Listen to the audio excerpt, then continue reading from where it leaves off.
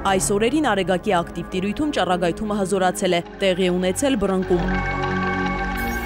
Աստղագետ Արեգ Միքայելյանի խոսքով Արեգակը չնչին փոփոխությունների է ենթարկվում։ Եթե այդ փոփոխությունը հասներ 1%-ի, կործանարար կլիներ երկրի համար։ Բռնկման ազդեցությունը մենք կզգանք առաջիկա օրերին, երբ այն արեգակնային քամու եւ ճառագայթման միջոցով ազդի երկրի մագնիսական դաշտի վրա։ Արևային փոթորիկն ավելի շատ կզգացվի երկրագնդի բևեռներում։ Հայաստանում համատաբար ապահովագրված են, քանի որ միջին լայնություններում ենք մենք գտնվում։ Այդուհանդերձ Հայաստանում էլ հատկապես սիրտանոթային հիվանդություններ ունեցող մարդկանց ինքնազգացողությունը կվատանա։ Գլխավոր սրտաբանը խորհուրդ է տալիս ավելի զգույշ լինել, անհրաժեշտության դեպքում փոխել դեղորայքի չափաբաժինը, իհարկե բժշկի հետ խորհրդակցելուց հետո։ Մենք ինքներս մեր կլինիկական գործունեության մեջ ենք զգում նմանատիպ ակտիվությունների, ինչպես Արեգակի, այնպես էլ մեծոփոփոխությունների, այդ թվում նաև մթնոլորտային ճնշման տատանումների։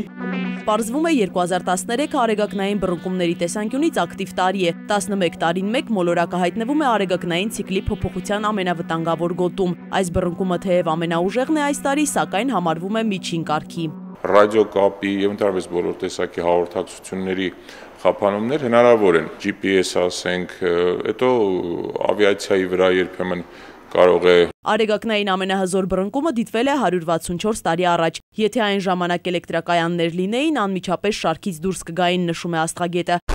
Այժմ նման վտանգ չկա։ Բռնկումները կանխատեսել հնարավոր չէ, սակայն ՆԱՍԱ-ի հատուկ ծառայությունը անընդհատ հետևում է Արեգակին։ Իզաբելլա Հովհաննիսյան, Նորայր Շարբաթյան, ժամը լրատվական։